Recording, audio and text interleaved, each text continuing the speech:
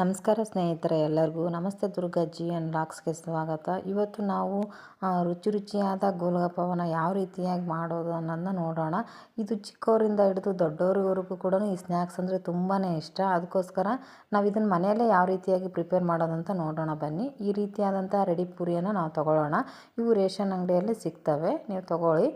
ಈ ರೀತಿಯಾಗಿ ನಾವು ಪೂರಿಯನ್ನು ತೊಗೊಂಡ್ಬಿಟ್ಟು ನಾವು ಒಂದು ಬಾಣಲೆಯಲ್ಲಿ ಎಣ್ಣೆಯನ್ನು ಹಾಕ್ಕೊಳ್ಳೋಣ. ಎಣ್ಣೆಯನ್ನು ನೀವು ಎಷ್ಟು ಕರಿಯೋಕ್ಕೆ ಆಗುತ್ತೋ ಅಷ್ಟು ಮಾತ್ರ ಹಾಕ್ಕೊಳ್ಳಿ. ಸುಮ್ಮನೆ ಜಾಸ್ತಿ ಎಣ್ಣೆಯನ್ನು ಹಾಕ್ಕೋಬೇಡಿ. ಒಂದು 5ರಿಂದ 6 ಪೂರಿ ಮಾತ್ರ ನಾವು ಇದರಲ್ಲಿ ಹಾಕೋದ್ರಿಂದ ಎಷ್ಟು ಬೇಕಾಗುತ್ತೋ ಅಷ್ಟು ಮಾತ್ರ ನಾವು ಹಾಕ್ಕೊಳ್ಳೋಣ. ಜಾಸ್ತಿ ಹಾಕ್ಬಿಟ್ಟು ಸುಮ್ಮನೆ ಕರಿದ ಎಣ್ಣೆಯನ್ನು ನಾವು ಜಾಸ್ತಿ ಯೂಸ್ ಮಾಡೋದ್ರಿಂದ ದೇಹಕ್ಕೂ ಆರೋಗ್ಯಕ್ಕೂ ಒಳ್ಳೆಯದಲ್ಲ.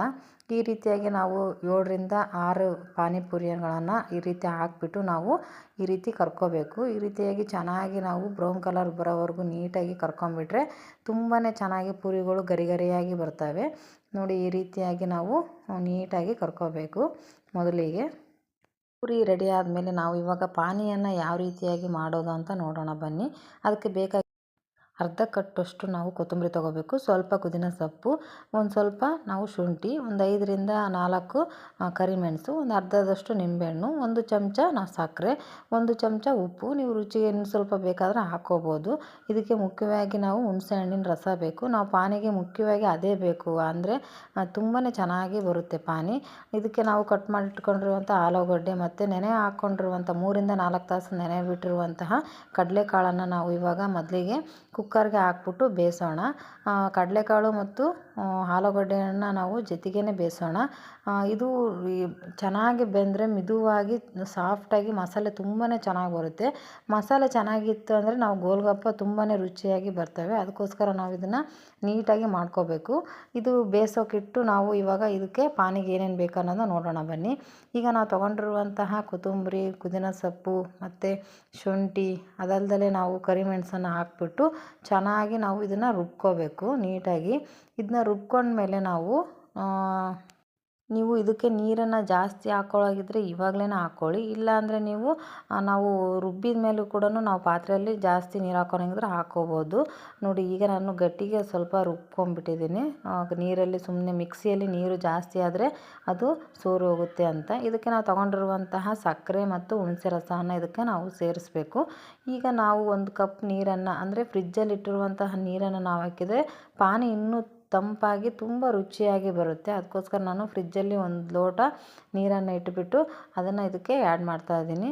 ಇವಾಗ ಇದು ತುಂಬಾ ಚೆನ್ನಾಗಿ ನೀಟಾಗಿ ಪಾನಿ ಆಗಿ ಬಂದಿದೆ ನೋಡಿ. ಇದಕ್ಕೆ ನಾವು ಅರ್ಧ ನಿಂಬೆಹಣ್ಣನ್ನು ತೊಗೊಂಡಿದ್ವಲ್ಲ ಅದನ್ನು ಈ ರೀತಿಯಾಗಿ ಹಾಕಬೇಕು. ನಾವು ಇವಾಗ ಬೇಯಿಸಿಟ್ಟಿರುವಂಥ ಆಲೂಗಡ್ಡೆಯನ್ನು ಸಿಪ್ಪೆ ಬಿಡಿಸ್ಬಿಟ್ಟು ಈ ರೀತಿಯಾಗಿ ತೊಗೋಬೇಕು. ಇದು ಕಪ್ಪಾಗಿದೆ ಅಂದರೆ ನಾವು ಕಡಲೆಕಾಳು ಜೊತೆ ಇದನ್ನು ಬೇಯಿಸಿರೋದ್ರಿಂದ ಈ ರೀತಿಯಾಗಿ ಕಪ್ಪಾಗಿ ಕಾಣಿಸುತ್ತೆ ಅಷ್ಟೇ. ಅದನ್ನು ಬಿಟ್ಟರೆ ಬೇರೆ ಏನಿಲ್ಲ ನೋಡಿ. ಈ ರೀತಿಯಾಗಿ ನಾವು ಇದನ್ನು ಚೆನ್ನಾಗಿ ಸ್ಮ್ಯಾಶ್ ಮಾಡ್ಕೊತ ಬರಬೇಕು.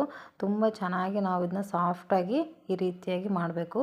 ಇದಕ್ಕೆ ನಾವು ಮನೆಯಲ್ಲೇ ಇರುವಂತಹ ಮಸಾಲೆಗಳಾದಂಥ ಖಾರ ಪುಡಿ ಆಗಿರ್ಬೋದು, ಸಾಂಬಾರು ಪೌಡ್ರ್ ಆಗಿರ್ಬೋದು, MTR ಸಾಂಬಾರು ಪೌಡ್ರನ್ನು ನಾವು ಹಾಕಿದರೆ ತುಂಬಾ ಟೇಸ್ಟಿಯಾಗಿ ಬರುತ್ತೆ. ನಾವು ಇದಕ್ಕೋಸ್ಕರನೇ ಸಪ್ರೇಟಾಗಿ ನಾವು ಬೇರೆ ಮಸಾಲೆಗಳನ್ನು ನಾವು ತರೋ ಅವಶ್ಯಕತೆಯೇ ಇರಲ್ಲ. ಮನೆಯಲ್ಲಿರುವಂಥ ಈ ಮಸಾಲೆ ಹಾಕಿದರೆ ಕೂಡ ತುಂಬಾ ರುಚಿಯಾಗಿ ಬರುತ್ತೆ. ನೀವು ಒಂದ್ಸರಿ ಟ್ರೈ ಮಾಡಿ ನೋಡಿ, ನಿಮಗೆ ಗೊತ್ತಾಗುತ್ತೆ.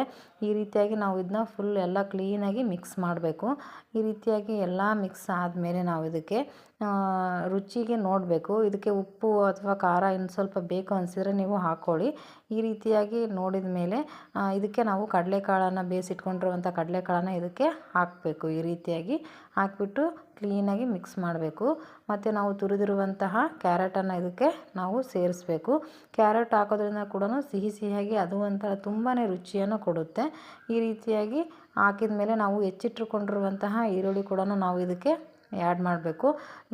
ಹಸಿ ಈರುಳ್ಳಿ ಇರೋದ್ರಿಂದ ರುಚಿ ಅಂತೂ ತುಂಬಾ ಖಾರವಾಗಿ, ಅದಕ್ಕೆ ನಾವು ಈರುಳ್ಳಿಯನ್ನು ಬೆರೆಸ್ಕೊಂಡು ತಿನ್ನೋದ್ರಿಂದ ಇನ್ನೂ ರುಚಿಯನ್ನು ಹೆಚ್ಚುತ್ತೆ. ಈ ರೀತಿಯಾಗಿ ಫೈನಲಾಗಿ ನಾವು ಕೊತ್ತಂಬರಿ ಹಾಕಿದರೆ ನಾವು ಪಾನಿ ಅಥವಾ ಗೋಲ್ಗಪ್ಪದ ಮಸಾಲೆ ರೆಡಿ ಆಯಿತು ಅಂತಲೇ.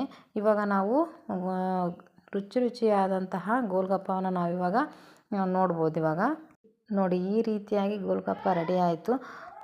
ಮನೆಯಲ್ಲೇ ಇರುವಂತಹ ಮಸಾಲೆಗಳನ್ನು ನಾವು ಉಪಯೋಗಿಸ್ಕೊಂಡು ಈ ರೀತಿಯಾಗಿ ರುಚಿಯಾದಂತಹ ಗೋಲ್ಗಪ್ಪವನ್ನು ನಾವು ಮನೆಯಲ್ಲೇ ಮಾಡ್ಕೋಬೋದು. ದಯವಿಟ್ಟು ನಿಮಗೆ ಈ ವಿಡಿಯೋ ಇಷ್ಟ ಆದರೆ ಸಬ್ಸ್ಕ್ರೈಬ್ ಆಗಿ, ಲೈಕ್ ಮಾಡಿ, ಬೆಲ್ ಐಕನ್ನ ಪ್ರೆಸ್ ಮಾಡಿ ಅಂತ ಕೇಳ್ಕೊತಾ ಇದ್ದೀನಿ. ದಯವಿಟ್ಟು ಒಂದು ಸರಿ ನೀವು ಇದನ್ನ ಟ್ರೈ ಮಾಡಿಬಿಟ್ಟು ನನಗೆ ಕಮೆಂಟಲ್ಲಿ ತಿಳಿಸಿ. ಲೈಕ್ ಮಾಡೋದನ್ನ ಮರಿಬೇಡಿ. ನೀವು ಈ ರೀತಿಯಾಗಿ ಮನೆಯಲ್ಲೇ ಆರೋಗ್ಯಕರವಾದಂತಹ ಗೋಲ್ಗಪ್ಪವನ್ನು ಮಾಡ್ಕೊಳ್ಳಿ. ಲೈಕ್ ಮಾಡೋದನ್ನ ಮರಿಬೇಡಿ. ದಯವಿಟ್ಟು ಹೀಗೆ ಸಪೋರ್ಟ್ ಮಾಡಿ ಪ್ಲೀಸ್.